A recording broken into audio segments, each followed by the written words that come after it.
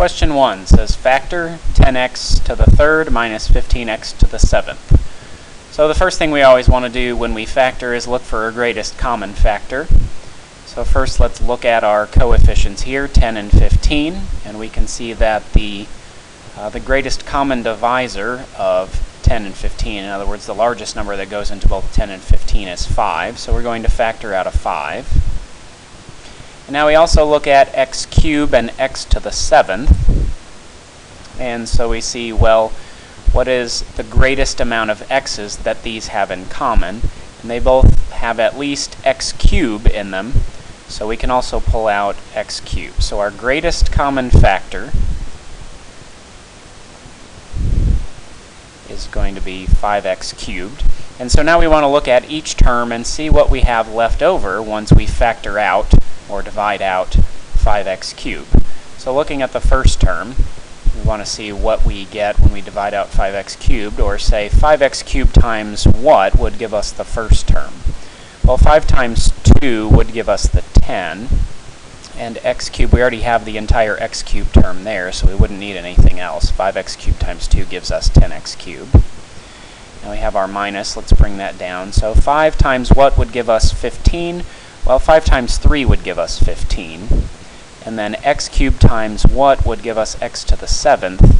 X cubed times x to the fourth would give us x to the seventh, because we would add those exponents together. 3 plus 4 would give us x to the seventh. And so once we factor out our greatest common factor, we look at the rest, we see that this cannot be factored. 2 is not a square, and so we could not keep going there. And so our factors are 5x cubed and 2 minus 3x to the fourth. And so question 1 asks one of the factors is, and our answer is C, 5x cubed.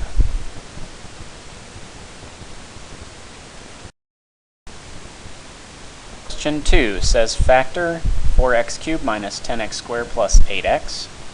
So first we always want to look for a greatest common factor. First we look at the coefficients 4, 10, and 8, and we can see that the greatest common factor of those numbers is 2, hopefully.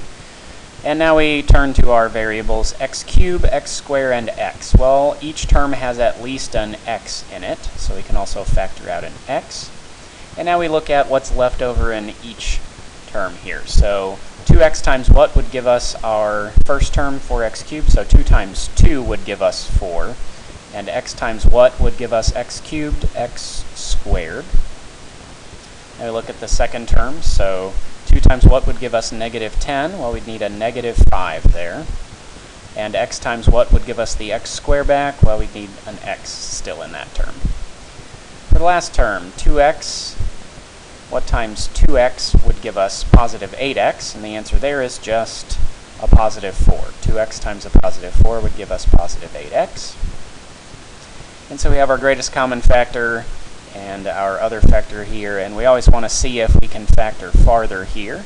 So let's take a look at that. If we're going to do this, we want to see if we can regroup this middle term here maybe. So we have the A, B, and C term here. So we take 2 and 4, 2 times 4, in other words A times C. 2 times 4 would give us 8. And our B is negative 5. And so we want to look and see, are there two numbers that would give us negative 5 if we add them, and if we multiply them, would we get 8? Well, let's list the factors of 8. So the factors of 8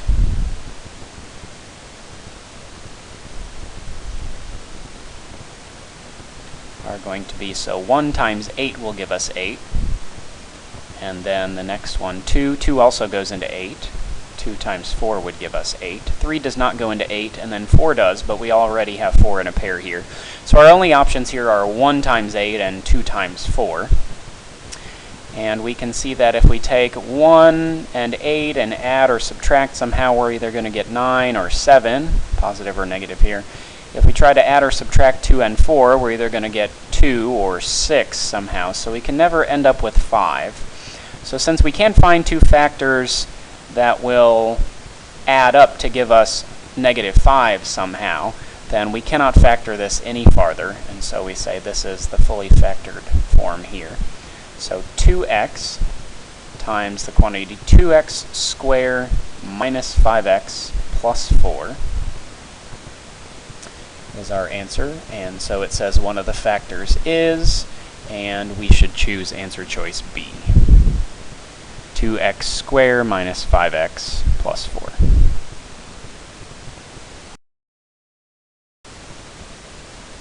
Question 3. Factor 6x squared plus 18x plus 5x plus 15. Looking in here, if we look at each of the coefficients, 6, 18, 5, and 15, we see no common factor. They don't all have an x in common, so we cannot factor out an x either.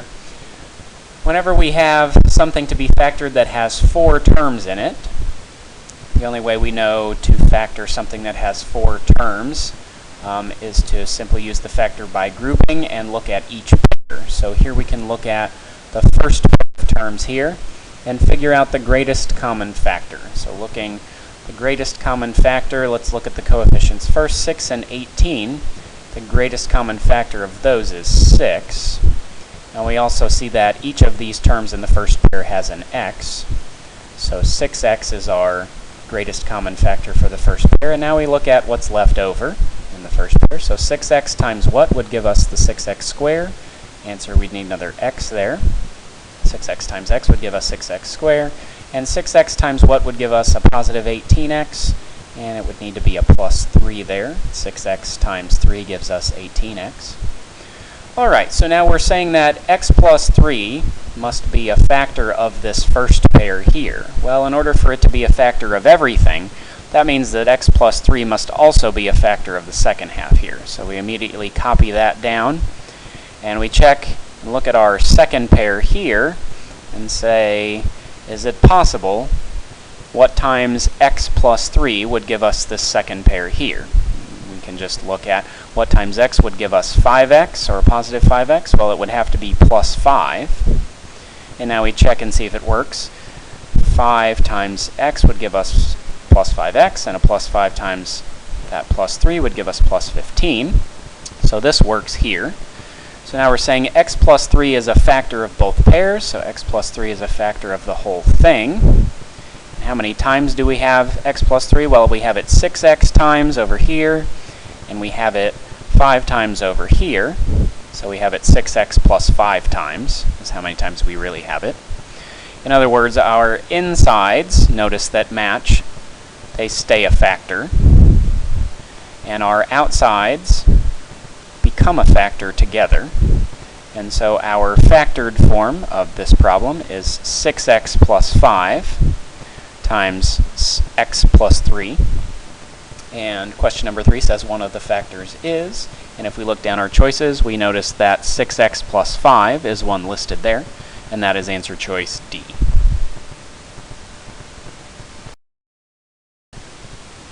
Question 4, factor x squared minus 7x minus 8. So here we have a trinomial. We're going to factor our trinomial by grouping. So we're going to use the grouping method here. And that means we want to regroup our middle term into 2 separate terms so that we can use greatest common factor to pull out the factors that we need.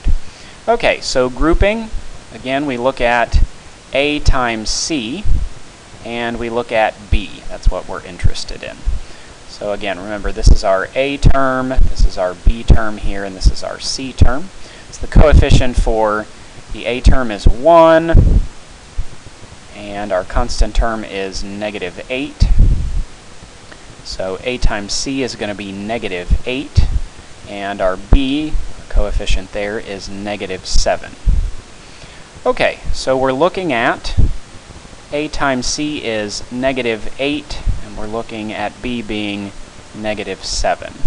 So in other words, we want something that's going to add to give us negative 7 and multiply to give us negative 8. We want 2 numbers there that'll work for that.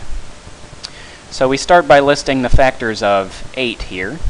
So the factors are, like we said before, 1 and 8, and 2 and 4 are our factors for 8. And so we look at some combination here, either 1 and 8 or 2 and 4, and we can see if we use 1 and 8, we could possibly get 7 there. And in order to get a negative 7, we would need a negative 8 and a positive 1, and that would give us negative 8 times positive 1 would give us negative 8, which is what we want. Negative 8 plus 1 would give us the negative 7. So negative 8 and positive 1 are the two numbers we want to use to regroup our middle terms. So we are grouping this. We regroup the middle term. Negative 7x becomes, we said, negative 8 and positive 1. So negative 8x and a positive 1x. Notice that still would add up to our original negative 7x there. And now we can just simply look at our pairs for greatest common factors. So we look at our first pair and we say, well, what's the greatest common factor here?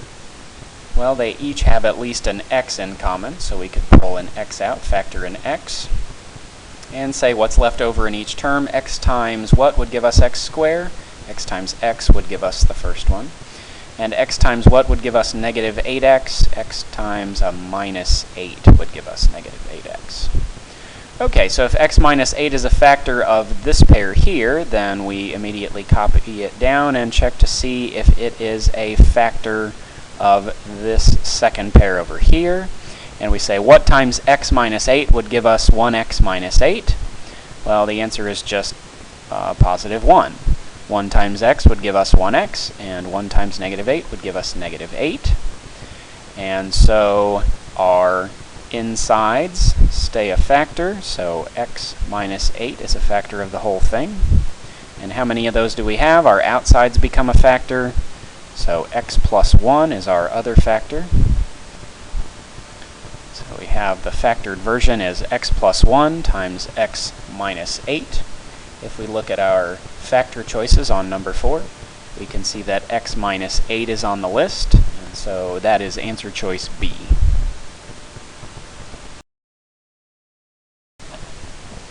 Question 5, factor x squared plus 4x minus 12. Okay, so we have a trinomial here. We want to factor it by looking at our grouping method. This is my A, my B, and my C here.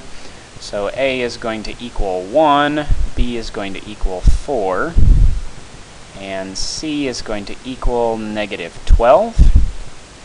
And so we look at here at A times C. A times C, or 1 times negative 12, would give us negative 12. And our B is going to be 4. Alright, and so we're looking for two numbers that are going to add to give us a positive 4 and multiply to give us a negative 12. So we begin by listing the factors of 12. So 1 times 12 would give us 12.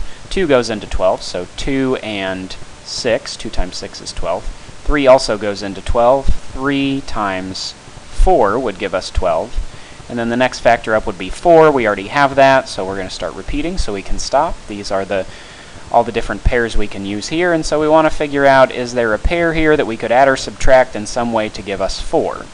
1 and 12 doesn't work, neither does 3 and 4. We can see 2 and 6 would work if we had a positive 6 and we had a negative 2. Positive 6 times negative 2 would give us negative 12. Positive 6 minus 2 would give us a positive 4. And so these are the numbers we're going to use to regroup our middle term. So our x squared plus 4x minus 12, regrouping our middle term, x squared plus our 4x becomes plus 6 minus 2, so plus 6x minus 2x minus 12. And now we look in each pair for the greatest common factor. So looking in the first pair, we say what is the greatest common factor in the first pair here, and we can see that they both have an x in common. And now we look at what's left over. X times what would give us x squared? Answer is x. And x times what would give us plus 6x? And so we need a plus 6 there. And so we take our inside factor here, our x plus 6, just like before, and we copy it down and check for that in our second pair. So looking in negative 2x minus 12. So what times x plus 6 might give us this second pair here. And we just look at the first term, maybe we can see a negative 2 times x would give us negative 2x. And then a negative 2 times 6 would give us negative 12. So negative 2 is what we want out front. And so our inside factors stay a factor. X plus 6 is a factor. And our outside terms become a factor together, x minus 2. So our factored version is x minus 2, x plus 6. And now we look at our list of factors they give us for number 5, and we can see that x minus 2 is on the list, and that is answer choice B.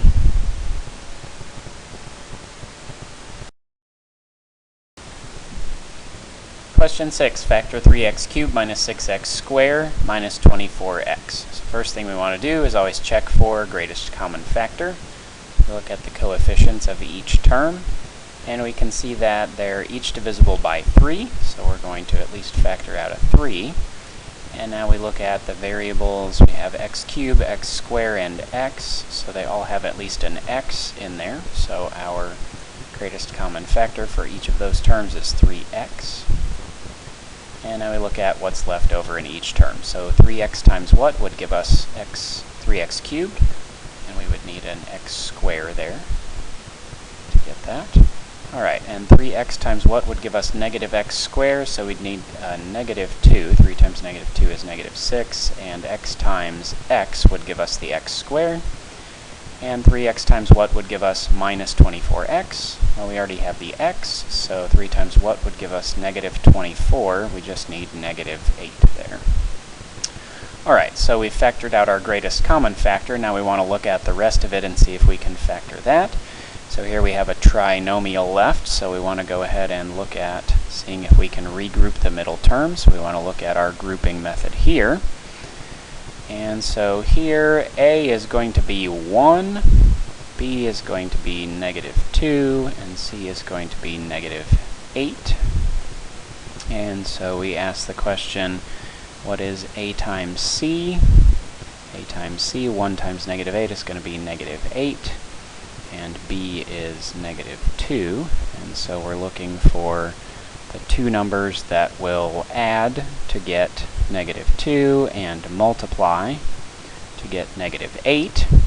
So we'll list the factors of 8 again. We have 1 and 8 and 2 and 4. Those are our pairs of factors that will multiply to get 8. And so we want to look at which pair might give us negative 2 when added together. We can see that 2 and 4, and we need a negative 2. So we're going to be using this pair here. To get a negative 2, we would need the larger number to be negative. So we would need a negative 4 and a positive 2. And again, we can see negative 4 times a positive 2 would give us the negative 8. And negative 4 plus 2 would give us the negative 2. And so these are the numbers we're going to use to regroup our middle term. So now our middle term, negative 2x, is going to become a negative 4x and a positive 2x. Alright, so all of this in here becomes an x squared minus 4x plus 2x minus 8. And we don't want to forget our 3x. I'm going to go ahead and circle our greatest common factor so that we don't forget to add it to our final factored version here. So now we look at our pairs. Look at the first pair, x squared minus 4x. What's the common factor there? We can see each one has an x. And we see what's left over in each. X times what would give us x squared? We'd need an x there. And x times what would give us negative 4x? We'd need a minus 4. Alright, so we look and check for x minus 4 to be a factor of the second pair. And so we say, what times x minus 4 would give us 2x minus 8? Just looking at the first term, we see maybe a plus 2 works, because plus 2 times x would give us positive 2x there. And we check and see plus 2 times negative 4, does that give us negative 8? And it does. And so we can see that now our inside factor, x minus 4, stays a factor. Our outsides, x and plus 2, become a factor together, x plus 2. And again, if we factored out a greatest common factor, we always want to make sure that that is part of our final answer. So our fully factored version of this is 3x times x plus 2 times x minus 4. And as we look at the answer choices for factors on question 6, we see that x minus 4 is one of the choices, and it is answer choice C.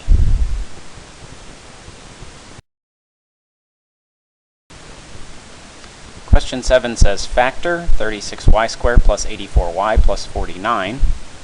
So here we have a trinomial that we could factor using our usual grouping method, but this is actually one of our special cases here. So if we look at it as a special case, maybe we notice that everything in the first term is a square. 36 is 6 times 6, and y squared is y times y. So this is really 6y squared.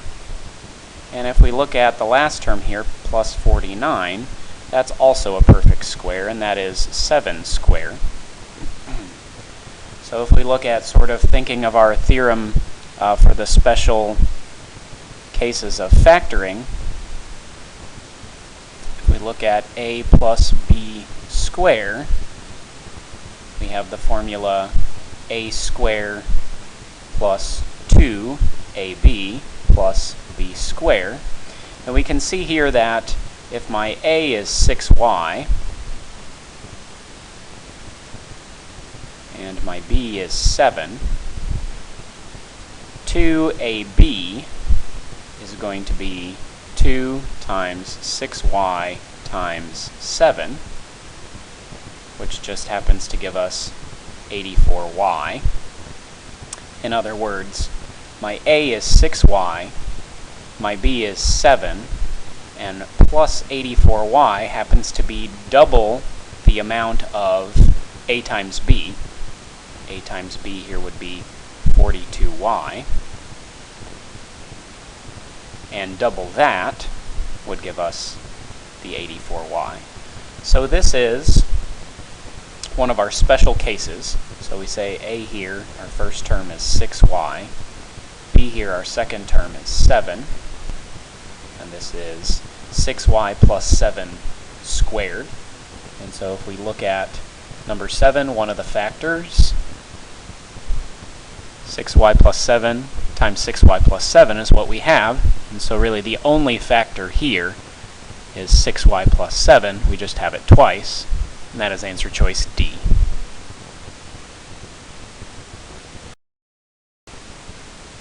Question 8, factor 26y squared plus 7y minus 3. So we have a trinomial here. Let's go ahead and try using our grouping method. So we want to regroup the middle term into two separate terms. That'll help us use greatest common factor. So again, we want to write down our a, b, and c first. A we can see equals 26 here, b equals 7, and c, since we have a minus 3, c is negative 3. So if we look at a times c, 26 times a negative 3 would give us negative 78. And b is obviously 7. And so we're looking for those two numbers that are going to add to give us 7 and multiply to give us a negative 78. So let's start listing maybe some factors of 78. So 1 times 78 would give us 78. 78 is also even, so 2 would go into 78.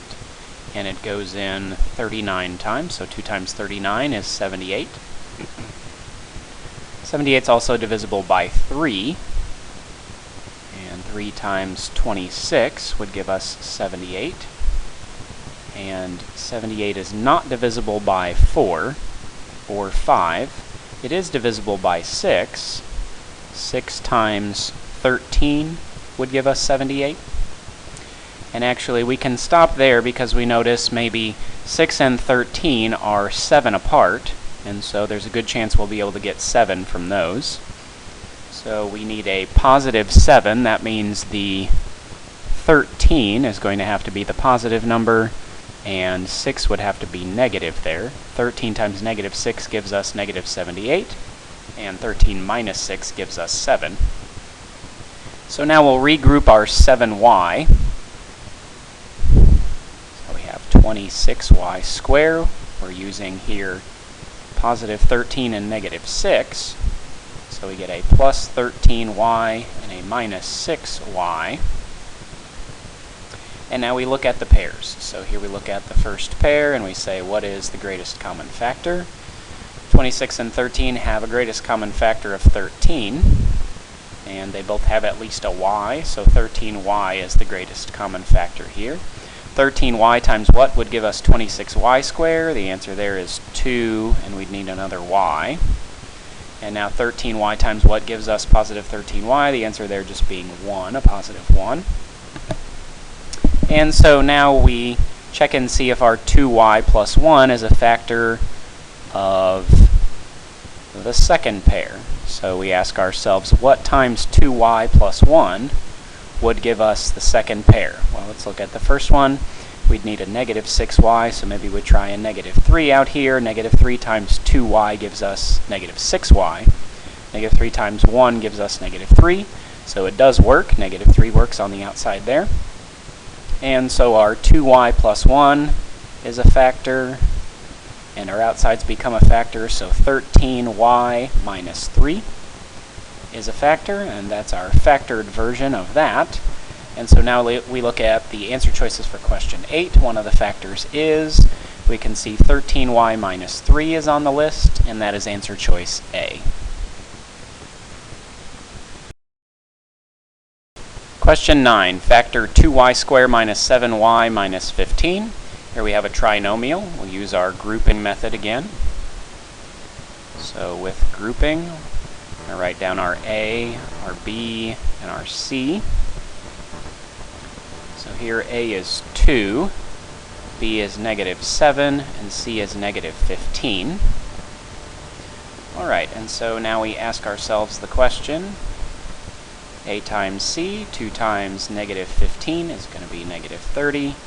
And we're going to be comparing that with B, which is negative 7. And we want to know what two numbers will add to give us B, multiply to give us A times C. And so we'll list some of the pairs of factors of 30. 1 times 30 would give us 30. And 30 is also even, so 2 goes into 30. 2 times 15. And 3 times 10 will also give us 30. And we have, let's keep going, 4 does not go in, 5 goes in. 5 times 6 would give us 30. So we're looking for two numbers that are 7 apart or add to get 7. We can see that 3 and 10 might do that. And we need a negative 7, so that means we would need a negative 10 and a positive 3 in order to add to give us negative 7. So let's check it. Negative 10 times positive 3 gives us negative 30. That works. Negative 10 plus 3 gives us negative 7. That works. So we're going to use negative 10 and positive 3 to regroup our middle term. So this problem then becomes 2y squared using minus 10 and plus 3 minus 10y plus 3y minus 15. Now we look at our pairs for greatest common factors.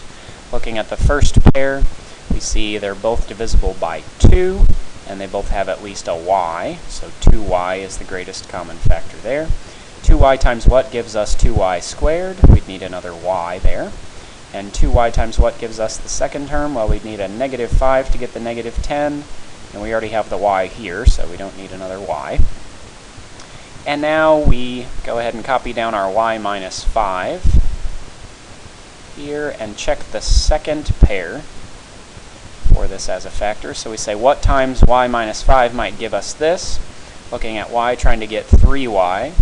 We'll try a plus 3 here. Positive 3 times y gives us 3y. And positive 3 times negative 5 will give us the negative 15. Alright, so we know y minus 5 is a factor, and we have 2y plus 3 of those. Outsides become a factor together. And so 2y plus 3 times y minus 5 is our factored version. If we look at our answer choices for question number 9, we can see that 2y plus 3 is on the list, and that is answer choice D.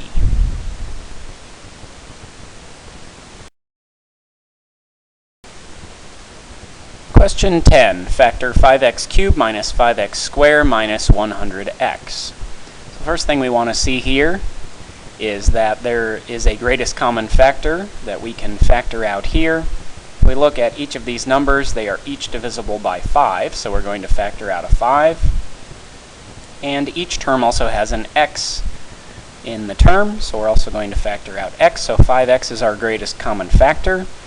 And now we need to write down what we have left over. If we factor out 5x from the first term, we would have x squared left over, because 5x times x squared gives us 5x cubed. For the second term, if we factor that out, we're going to have a minus x. The reason for that is 5x times a negative x would give us negative 5, and x times x would give us x squared, so we get negative 5x squared. And now, when we factor 5x out of negative 100x, we should get a minus 20, and the reason for that is 5x times negative 20. 5 times negative 20 gives us the 100, and there's our x right there in the greatest common factor. Okay, so we've factored out our greatest common factor, and now we want to look at the remaining trinomial and say, well, can we go farther with this? So we look at trinomial now. We need to look at grouping. And so we want to check what our a, b, and c are and start to see if we can break up our middle term. Here, x squared is just like 1x squared. Minus x is like a negative 1, and c is negative 20 there. So our a times c in this case, 1 times negative 20, is going to be negative 20. And comparing it with our b, which is just negative 1, we're looking for two numbers that will add to give us negative 1. And multiply to get us negative 20. Looking at our factors, 1 times 20 obviously gives us 20, and 2 times 10 will give us 20. Neither of these are 1 apart, so we keep going. 3 does not go into 20. 4 goes into 20. 4 times 5 is 20. These are 1 apart right here, so we're probably good with going with this here. And so we look at, we need a negative 1 if we're going to add these, so it means the negative number needs to be the larger number. So negative 5 and a positive 4 is what we would need to use there. Negative 5 plus 4 gives us negative 1, and negative 5 times 4 gives us negative 20. So we're good. We're going to use negative 5 and a positive 4 to regroup our middle term there. And so this becomes, we have 5x. I'm going to go ahead and circle that, and remember that I need to add that to my final answer so I don't forget. And let's just work with this trinomial here for a minute. So we have x squared minus 5x and plus 4x minus 20. So again, we broke our middle term up into negative 5x and positive 4x. And now we look at the pairs. We look at the first pair here. It has a greatest common factor of x, and left over in each term, x times x would give us x squared, and x times a minus 5 would give us negative 5x. Alright, so now we check for that x minus 5 in the second pair. And looking here, what times x minus 5 would give us this second pair, and we can see maybe it's a positive 4. 4 times x would give us the 4x, and 4 times a negative 5 would give us negative 20. So looking and grouping these factors here, so we have x plus 4 on the outside, and we have x minus 5 on the inside, and we don't want to forget our 5x, which was our greatest common factor. So our factored form is 5x times x plus 4 times x minus 5.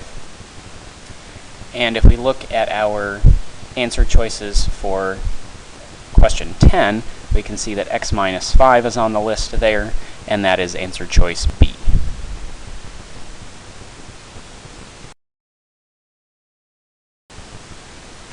Question 11, factor y to the 4th minus 81. So here first we look at greatest common factor. There is, greatest common factor is 1, nothing to factor out here. And so what we really want to notice here, we have, this is a big sign, we have first of all, 2 terms here. We have this first term here, this second term, and we have a minus in between. In other words, we have a difference of 2 terms, and both of these terms just happen to be squares. So if we look at this first one, we might say, well, what squared gives us y to the fourth? And the answer is y squared. Squared will give us y to the fourth. Y squared times y squared is y to the fourth. And then what do we have here? This 81 is a perfect square. What squared gives us 81? And the answer is 9. 9 times 9 is 81. So this is a difference of squares. Okay? Our first term that's being squared is y squared. Our second term that's being squared here is 9, if we look at it that way. And so remember, the difference of squares, we have a squared minus b squared. The difference of squares factors into those terms in two separate factors. One of the factors is the sum of those factors, and the other factor is the difference of those factors. So if y squared is my a here, and 9 is my b, then this must factor into y squared plus 9, y squared minus 9. So I have the sum of these two terms in a factor, and the difference of these two terms in a factor. Okay, so now we look at our factors that we have, and we see if we can go farther with any of these factors. Here, notice we have, again, we have a square, y squared, and 9. 9 is still a square. That's 3 squared. And we have the same thing over here. We have y squared and 9. Both of those are squares again. And so we want to remember which one of these we can factor. Okay? This is a sum of squares. A sum of squares cannot be factored. So we do not factor this one any further. It stays y squared plus 9. This one here is a difference of squares, just like we had at the beginning, and a difference of squares does factor. So we ask ourselves here, well, what is being squared in front? Well, y is being squared in front. And then we have a difference, and what is being squared? What could be squared to give us 9? And the answer is 3.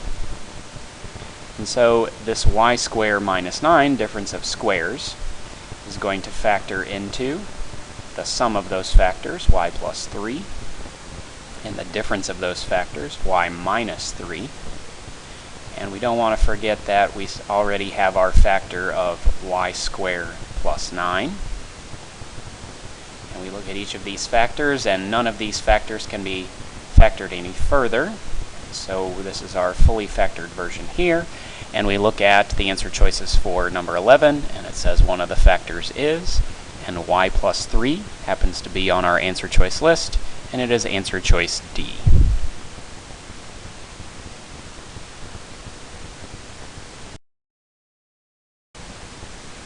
Question 12. Factor 25x squared plus 36y squared.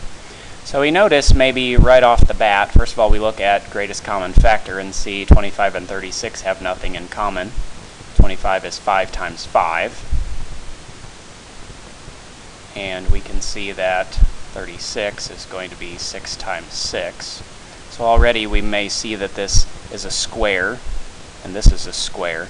And obviously looking at x squared and y squared, we can see that those are both squares as well. This is x times x, this is y times y.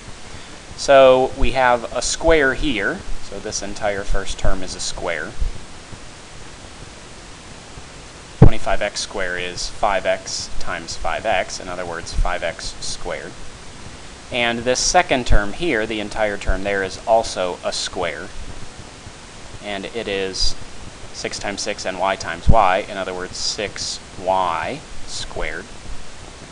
And we have a sum here.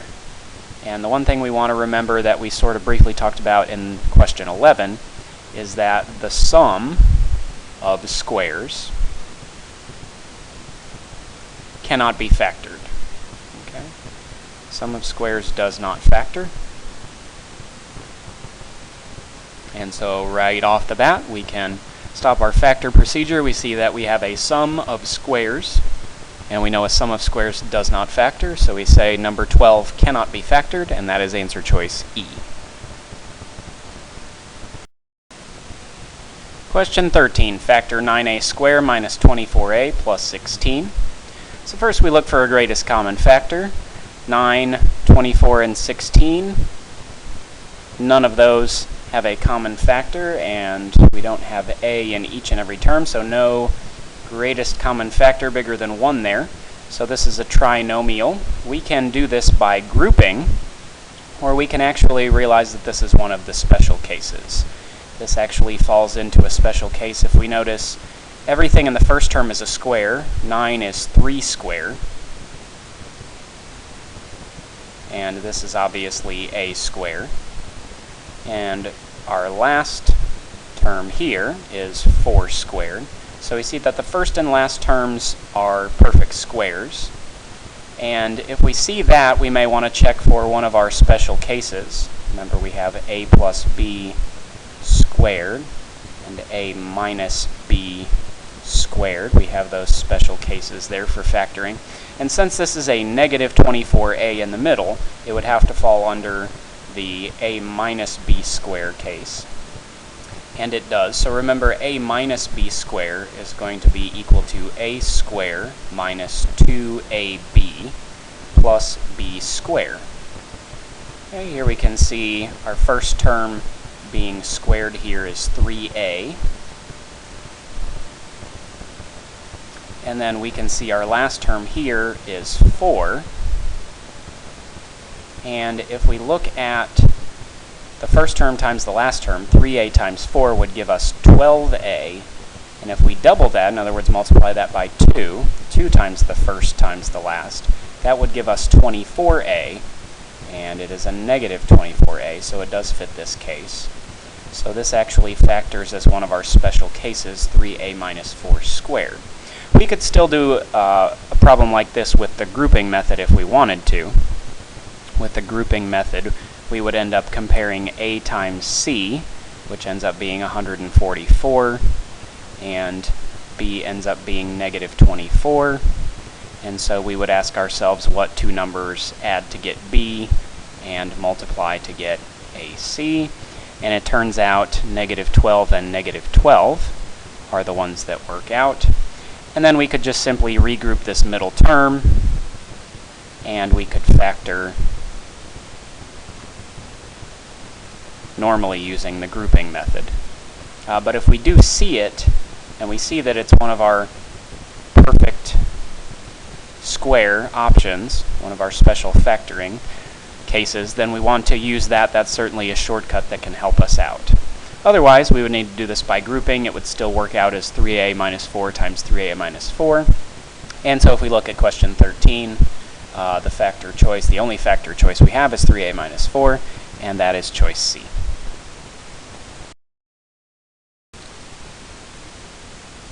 Question 14. Factor 24x squared plus 32x minus 120. We have a trinomial here. First, we want to look for a greatest common factor. First, we look at the coefficients 24, 32, and 120. And the largest number that goes into all of those evenly is 8, so we're going to factor 8 out. And we notice they don't all have a variable in them, so 8 is the only thing we factor out. And factoring out 8 from the first term, we're left with 3x squared, because 8 times 3x squared gives us the first term.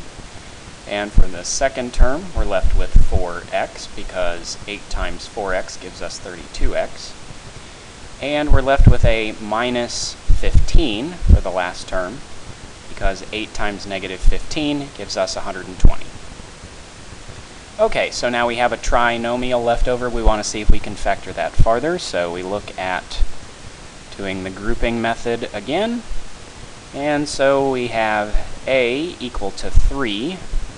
B is equal to 4 here, and C is equal to negative 15. So we'll be looking at A times C. A times C, 3 times negative 15 is negative 45. And comparing that to B, and B is 4 here. And so we're looking for two numbers here that will add to give us 4, and multiply to give us negative 45. So we'll start building factor pairs of 45. So 1 times 45 will give us 45. 2 doesn't go into 45. 3 does, though. 3 times 15 will give us 45. 4 does not go, 5 does. 5 times 9 will give us 45. Those are 4 apart, and we're looking for a b of 4 here, so let's go ahead and stop there. 9 and 5. To get a positive 4, we would need a positive 9 and a negative 5.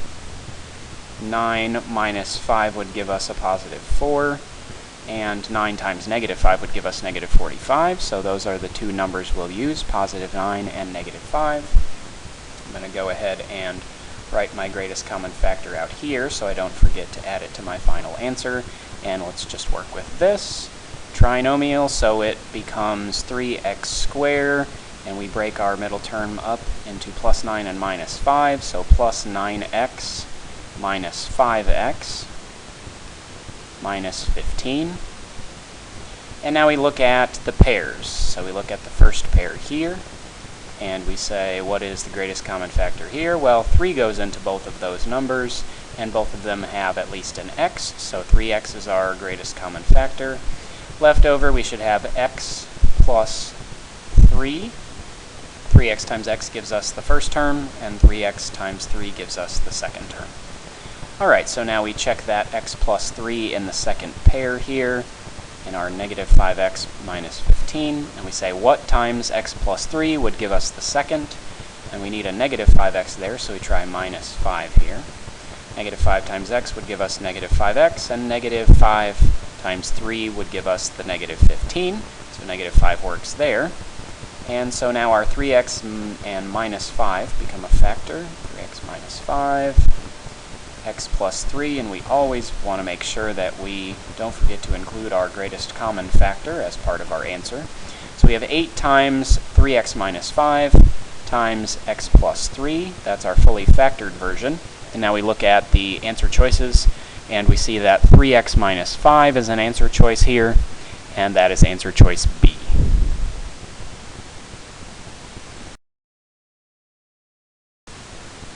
Question 15, factor 49x squared minus 4y squared. So maybe right away we look and we notice, first of all, this has 2 terms. And in the 2 terms, we notice 49 is a square, x squared is obviously a square, 4 is a square, and y squared is a square. So everything in our 2 terms is a square, and it's a difference. So this fits under the category of the difference of squares. Difference of 2 squares here. Alright, and so we want to look at what square will give us the first term and what square will give us the last term. And if we remember, we will build our factors off of those amounts. Alright, so what squared gives us the first term? Well, 7 times 7 will give us the 49, and x times x will give us the x squared. So 7x is our first term in our difference of square factors. And then what times itself will give us 4? Well, 2 times 2 will give us 4. And what times itself will give us y squared? Well, y times itself will give us y squared. And remember, when we factor a difference of 2 squares, the 2 factors are a sum of those terms and a difference of those terms. We look at these factors, neither of those can be factored farther, and so this is our factored form of this problem here. And looking at question 15, answer choices, we can see that 7x minus 2y is an answer choice, and that is answer choice A. Question 16, factor 5x cubed minus 25x squared plus x minus 5. Okay, so we look for a greatest common factor. We see that 5, 25, and 5 are all divisible by 5, but this third term does not have anything divisible by 5. If we look at the x's, we notice the last term doesn't have an x, so there is nothing to factor out of these. So we must factor it as it is, and the only way we know to factor something with 4 terms is just to simply go ahead and use our grouping method. It's already grouped for us if it's in 4 terms. And so right off the bat, we just look at our first pair of terms here and ask ourselves, what is the greatest common factor of just the first pair? Well, we look at 5 and 25, and 5 is the greatest common factor of those coefficients there. and x cubed and x squared, so they both have at least an x squared in them. So we'll factor out 5x squared as the greatest common factor of the first pair. And now left over, what do we have in each term? Well, the first term we would have an x left over because 5x squared times another x would give us 5x cubed. And then we would have a minus 5 left over in the second term because 5x squared times a negative 5 would give us negative 25x squared. Alright, so now we look for our x minus 5 in our second pair here, and we can see that this matches pretty well. We have x minus 5 here, so what times x minus 5 will give us x minus 5, and the answer is just a positive 1. Times that will give us the x minus 5 we're looking for there.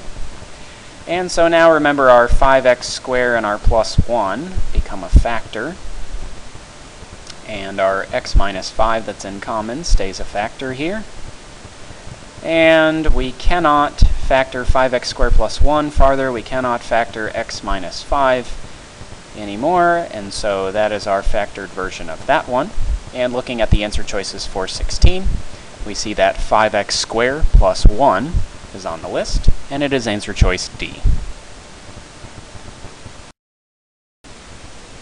Question 17 says, which of the following is factorable? So let's look down these one at a time. We see that E has none of these as an answer choice, so if none of them are factorable, then E will be our answer choice. So looking here at choice A, we see we have two terms here. Looking at the first term, we see that everything in the first term is a square. 4 is 2 squared, and x squared is obviously x being squared. Here, 81 is a perfect square, that's 9 times 9, and y squared is y times y. So we have squares. We have two terms that are squares here, but this is the sum of squares. And remember, the sum of squares does not factor. So we know that answer choice A is not factorable, so we'll move on to answer choice B. This is a trinomial. If we try to pull out a greatest common factor, we look at 3, 19, and 4, and none of those have anything in common. So we would look at trying to regroup the middle term here. We would say, well, let's see, so if A times C would be 3 times negative 4, negative 12, and B is 19, and so we're looking for two factors of 12 that will add up to 19, multiply to get negative 12. Pairs of factors for 12 are 1 and 12, and 2 and 6, and 3 and 4, and we can see that none of those would add up to 19. So B is not factorable because we are not able to accomplish factoring this trinomial using the grouping method. And so we move on to C. Let's go ahead and do C down here. So C, our A times C for C in this trinomial, 2 times negative 17 would be negative 34.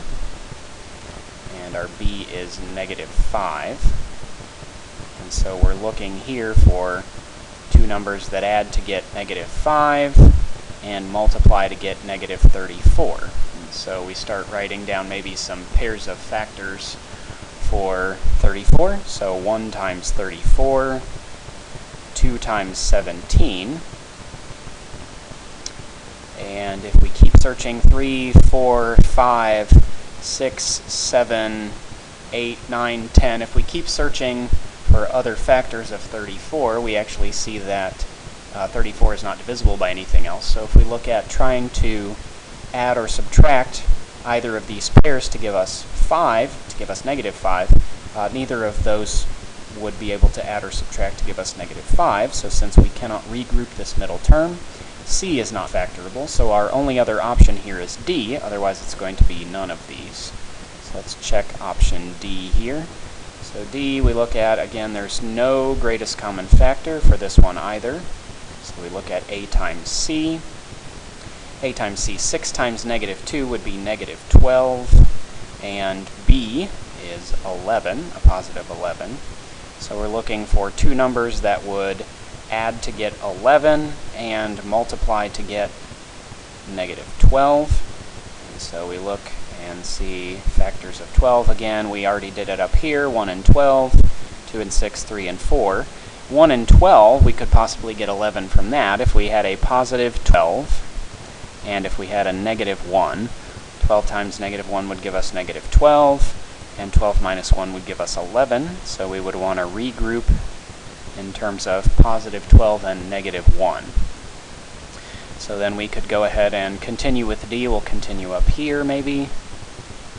Actually, let's go ahead and scroll down a little bit, give ourselves some room down here.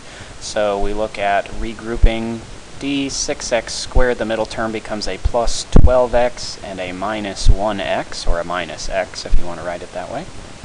And now we look at our pairs just to make sure that the factor by grouping works. The greatest common factor of the first pair is 6x. And left over we have x plus 2, and you can check that. 6x times x gives us 6x squared, and 6x times 2 gives us 12x. And so now we need to check for our x plus 2. It has to go into this second pair, otherwise we don't have a match here with D. We say, does something times x plus 2 give us negative x, or negative 1x minus 2? The answer is yes, minus 1 works here. So this would factor, D would factor as 6x minus 1 times x plus 2, and so D does factor. And so our answer choice here on this one for this question is D.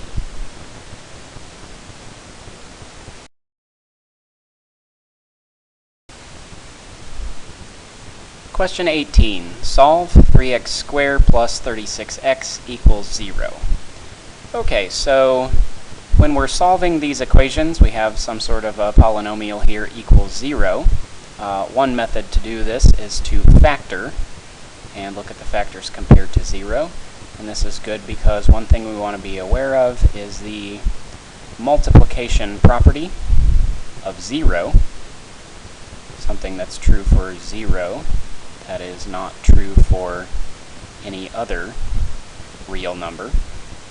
And the multiplication property of 0 says that if I have something or some quantity times something else, and that equals 0, then that means either the first factor must be 0, or the second factor must be 0, or both of them must be equal to 0. Any of those cases will give us a product of 0. If we try it with any other number, for example, if we make the first number 2, 2 times something giving us 0, the only number then that would work for B would be 0, and vice versa. If we say B was 5, then the only number that times 5 would give us 0 is 0, and obviously 0 times 0 would give us 0. So here, if we could make this a product, or if we could factor this, then we could use this multiplication property of 0 to solve. So if we want to factor the left side of this, we look first at finding the greatest common factor, and we look at both terms and see that 3 goes into 3 and 36, and both terms have at least an x, so we'll factor 3x out as the greatest common factor. And left over, we have x plus 12. And we can see that because 3x times x will give us 3x squared, and 3x times 12 will give us the 36x. And so that's our left-hand side of the equation factored, and that equals 0. So we have our greatest common factor, and our other factor equals 0. So we have two things multiplying to get 0, and just like our multiplication property of 0 says, that means at least one of these things over here must be 0. So that means that 3x can be 0, and that will give us 0. And also x plus 12 could give us 0, or both can be true at the same time. Okay, so if we solve this 3x equals 0, we just need to divide by 3x to get x by itself. And x equals 0 divided by 3, which is still 0. And here, x plus 12 equals 0. To solve that, we just need to subtract 12 from both sides. And we get that x equals negative 12. And so our two answers are x equals 0 and x equals negative 12. If we look back at our answer choices here for Question 18, it says the equation has a solution between, so we're looking for a range of values where one of these exists. And if we look and we see that x equals 0 actually matches answer choice B, which says between the values -2 and +2, and we can see that 0 is between these two values, so B is our answer choice because x equals 0.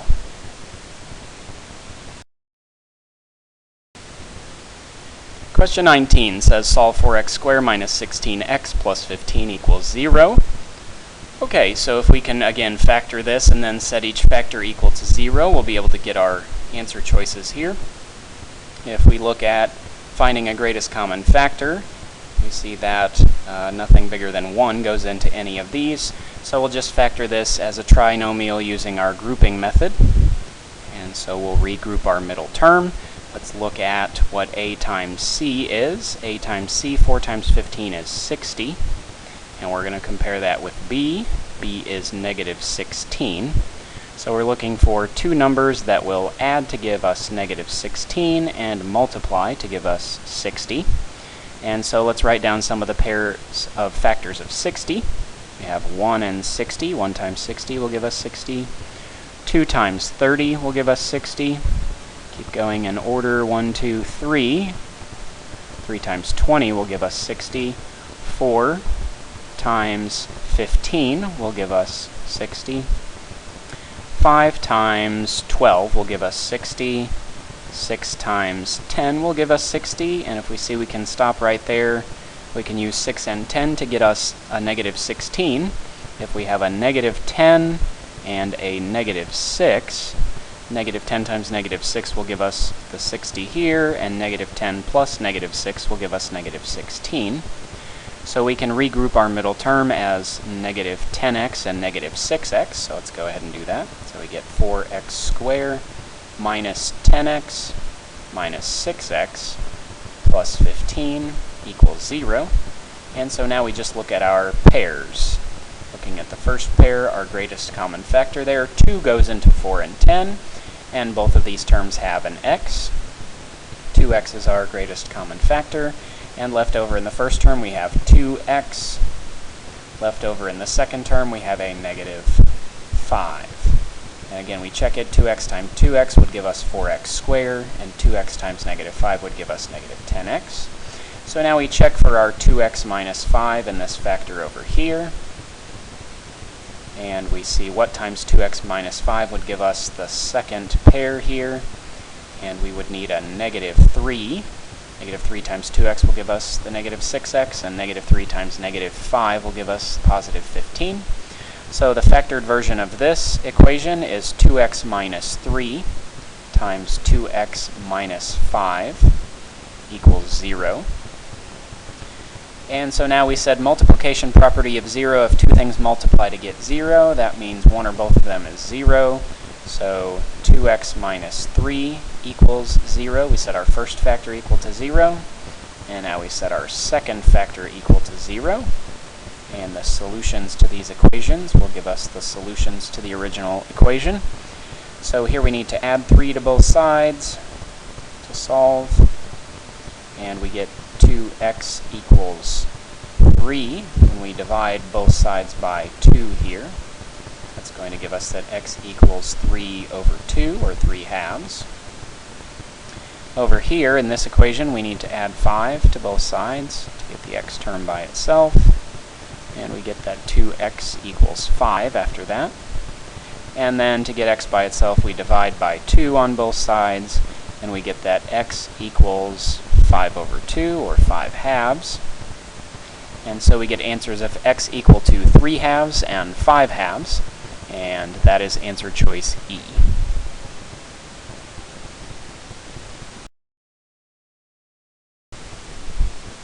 Question 20, this is one of the types of word problems that may appear on test 5. So solve the following word problem. The height of a triangle is 7 inches more than the base. The area of the triangle is 15 square inches. And we want to find what two numbers the base is between, is what the question is asking.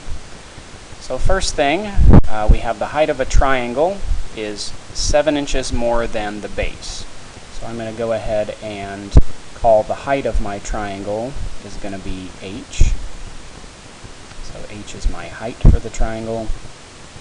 And it talks about the base of the triangle. So b is going to stand for base of the triangle here. And now if we look at the first sentence says the height of a triangle is. Height is h, is means equals, 7 inches more than, so I'm going to be adding 7 to something. And it says 7 inches more than the base, so it's b is what we're adding 7 to. So the height is 7 inches more than the base, h equals b plus 7. So that's our first sentence there.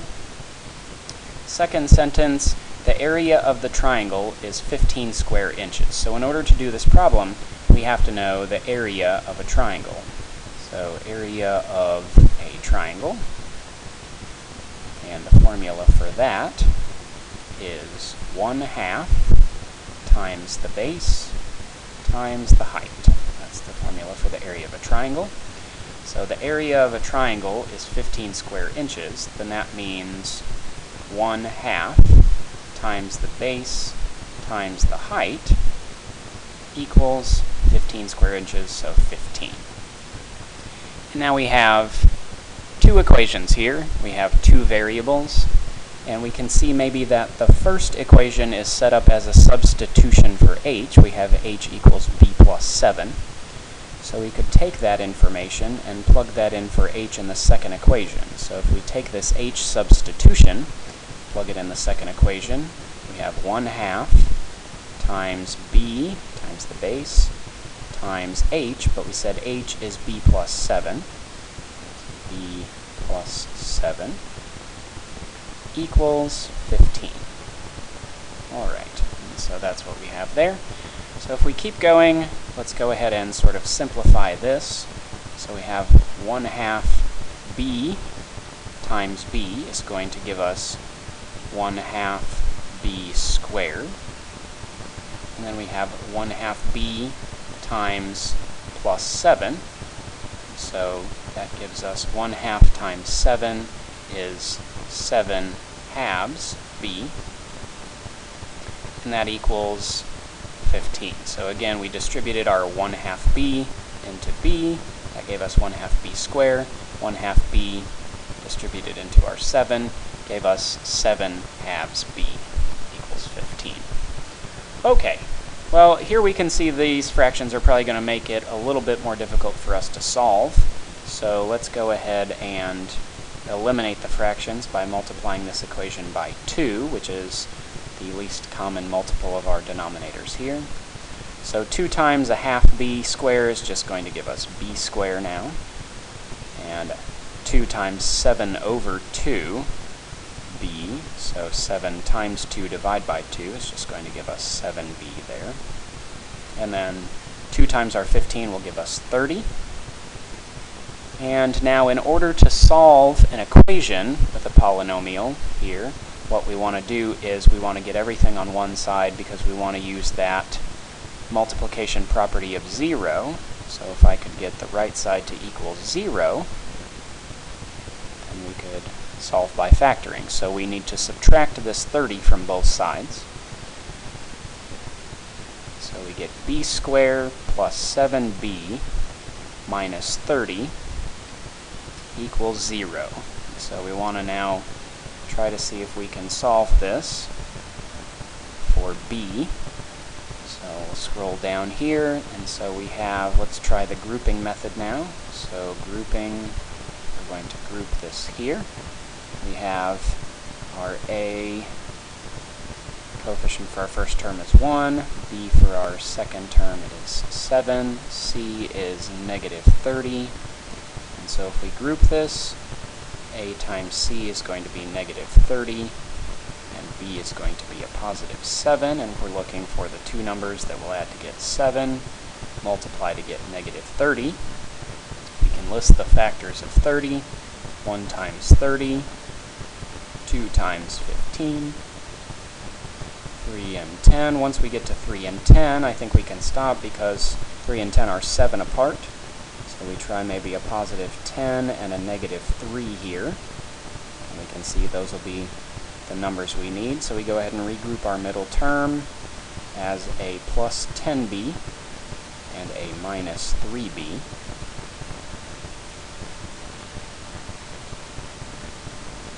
Okay, and so now we look at the GCF, greatest common factor of the first pair is b, and left over we would have b plus 10. And then we check for b plus 10 in the second pair. And we say what times b plus 10 would give us the second pair here, and the answer is negative 3. So we have here that b minus 3 times b plus 10 will give us 0. Okay, so in other words, now we take each factor, multiplication property of 0, take each factor and set it equal to 0 and solve. So b minus 3 equals 0, b plus 10 equals 0. Okay, so if we look here, we add 3 to both sides. Here we're going to get that b equals 3. And here we would subtract 10 from both sides, and we would get that b equals negative 10. So we have two options here. B could either equal 3 or b could equal negative 10. Well, let's look back at our original problem. So b equals 3 or negative 10. And scrolling back up to look at our original problem here, we can see we're trying to find the base of a triangle. So the base of the triangle could either be 3 inches long or it could be negative 10 inches long. And we know that since the base of a triangle is an actual physical distance or physical object, we can say that certainly the base of the triangle cannot be negative 10 inches long. So we're going to ignore our negative answer there. Negative 10 inches long does not make sense. And so the base of the triangle, b, should equal 3. That's our only other option. In other words, 3 inches. And so if our base equals 3 inches, we look and the base is between. We have option B for this. Option B says that the base is between 0 and 5 inches, so answer choice B.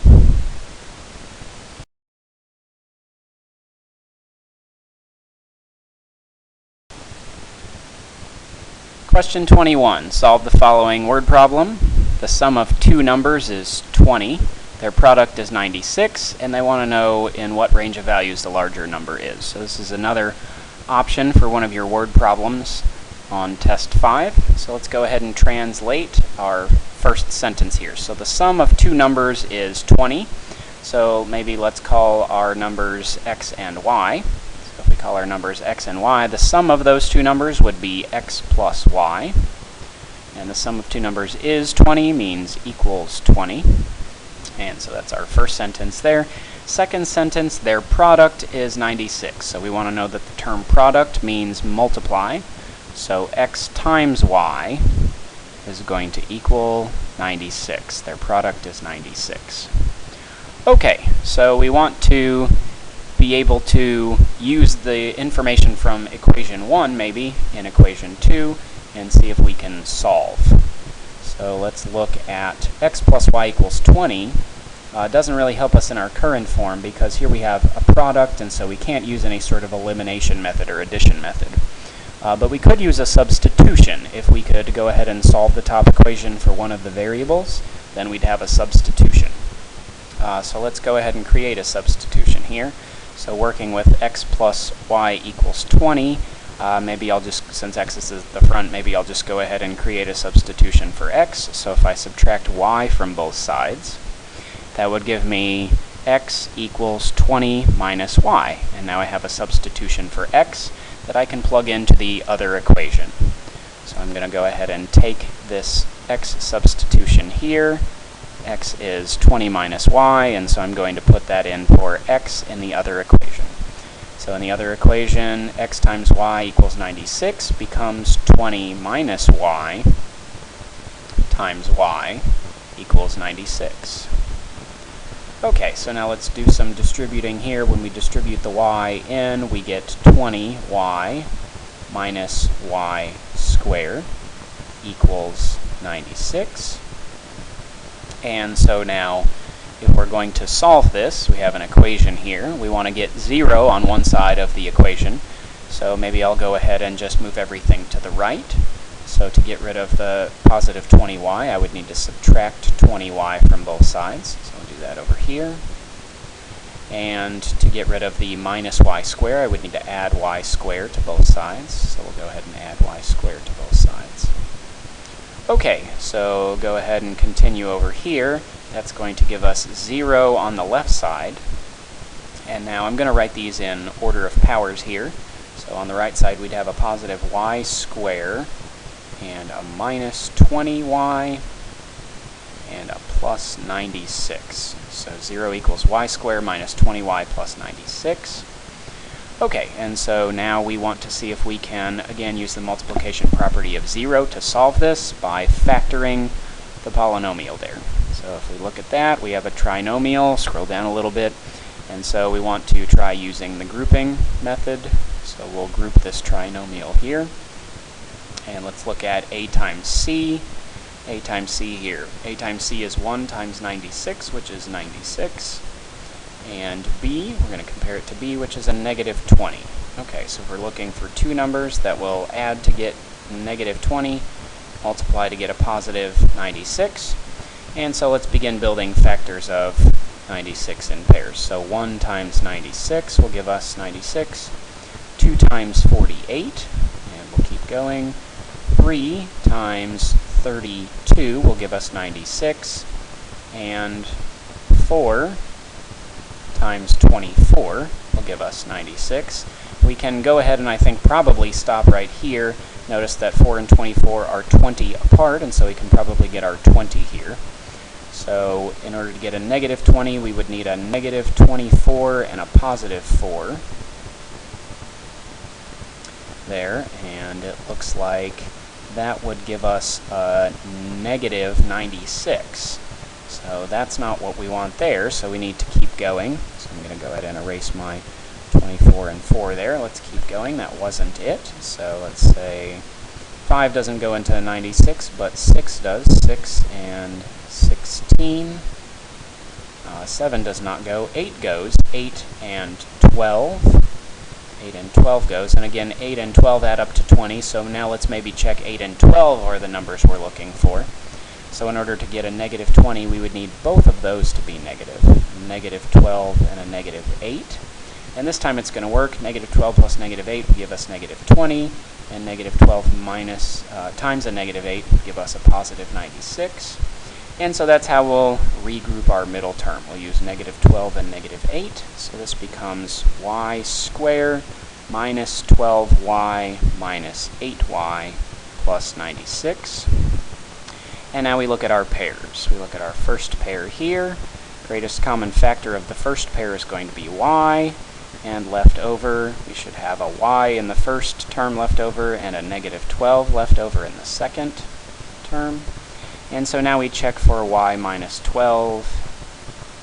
And what times y minus 12 would give us our second pair? And the answer is negative 8 would give us our second pair. So we have that 0 equals the factor y minus 8 times the factor y minus 12.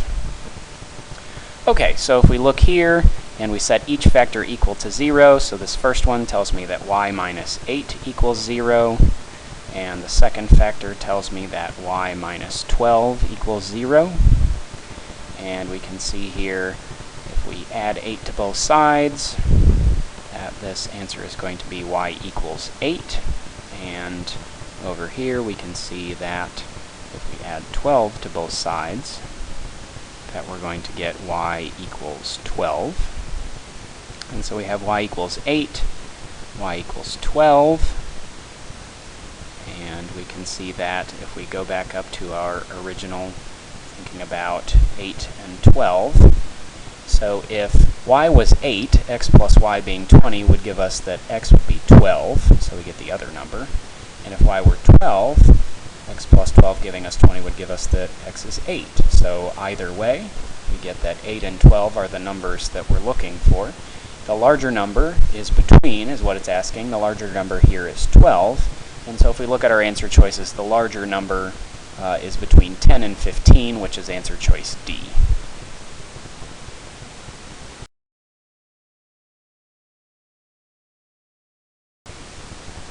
Question 22 is our last type of word problem you might find on test 5. It says the length of a rectangle is 4 inches more than the width, and the area of the rectangle is 140 square inches, and they want to know what range of values the length is between here. Okay, so first thing, they're talking about a rectangle. They're talking about the length and the width in these sentences here. So I'm going to go ahead and abbreviate my length with the letter L. So L is going to be my length. And they talk about the width, so I'm going to go ahead and use W for the width whenever we translate these into equations. And it's also talking about the area of a rectangle, and we want to make sure that we know the formula for the area of a rectangle. And the formula for the area of a rectangle is just going to be length times the width there. Okay, so let's look at the first sentence. The length of a rectangle is, so we said length is L, so length of a rectangle is going to be L equals 4 inches more than the width. 4 inches more than means I'm going to be adding 4 to something. 4 inches more than the width means I'm adding it to W. So the length is 4 more than the width. Alright, that's our first sentence there. Second sentence, the area of the rectangle is 140 square inches. So the area of the rectangle, we said the formula for area of a rectangle is L times W. And that area is 140 square inches. So it is, we said it equals 140. Okay, so now we look at this. We have the first equation set up as a substitution for L. This is an L substitution. We can take W plus 4 and put it in the other equation for L because it's this equal to L. So let's go ahead and do that. We'll make our substitution. So we're going to take our W plus 4 and put it in for L in the other equation. So we get the quantity W plus 4 times W equals 140. And now we want to distribute this W, so W times W would give us W squared. W times 4 would give us plus 4W, and that equals 140. Now again, remember when we're solving these equations, we want to make sure and get 0 on one side of the equation, because we want to use our multiplication property of 0 to solve by factoring. So let's go ahead and get 0 on the right side here by subtracting 140 from both sides. And if we do that, we end up with W squared plus 4W minus 140 equals 0. Okay, so this is a trinomial, nothing to factor there as far as greatest common factor, so now we just look at our grouping. And so we look at A times C. A times C is going to be 1 times negative 140, so that's negative 140. And we're going to compare that to B, which equals 4. So we're looking for two numbers that add to get 4 and multiply to get negative 140. So let's start listing some factors of 140. We have obviously 1 and 140. 140 is even, so 2 goes in, 2 times 70. 3 does not go into 140. 4 goes into 140, and 4 goes in there 35 times. 4 times 35 is 140. And 5 is also a factor of 140. 5 times 28 will give us 140. Let's keep going. We haven't found anything that's 4 apart yet. 6 does not go in. 7 times 20 would give us 140. And let's look at 8. Does 8 go in? I don't believe 8 does. 9 also does not go. 10 goes in. 10 times 14 would give us 140. These are 4 apart. We can probably stop right here. So if we wanted to get a positive 4 when we added, we would need a plus 14 and a negative 10. That would give us 4, and if we multiply those, we get negative 140, and so we'll use positive 14 and negative 10 to regroup. And so we get w squared plus 14w minus 10w minus 140 equals 0.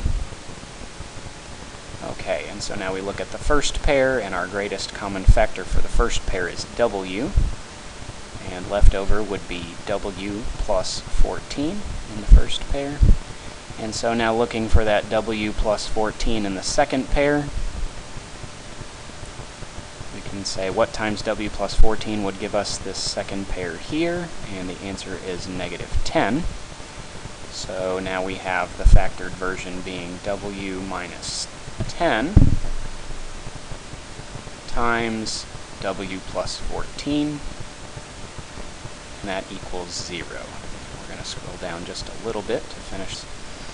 Alright, so we now need to, now that we have factors equal 0, we set each factor equal to 0, and we solve. So w minus 10 equals 0, and w plus 14 equals 0.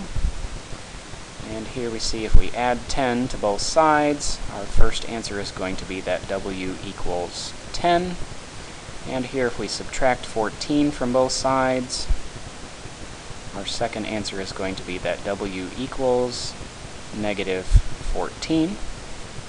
And so we have either a width of 10 and a width of negative 14. If we look at this like we did the triangle problem, we noticed that width is an actual physical quantity, and so saying something like the width is negative 14 inches is not going to make any sense. So really we want to ignore this w equals negative 14 here answer and just focus on w equals 10. So the width of our rectangle is 10, and so we can count on the fact that w equals 10, and now we go back and notice that the question is saying the length is between, so we actually need to find the length, not the width. So let's go back and look at our equation here, just the first equation that says L equals W plus 4. So if W is 10, L equals W plus 4 and W is 10. 10 plus 4 would give us that L equals 14. So we would have that answer for the length there. And looking at the answer choices, the length is between 12 and 16 inches, and that is answer choice D.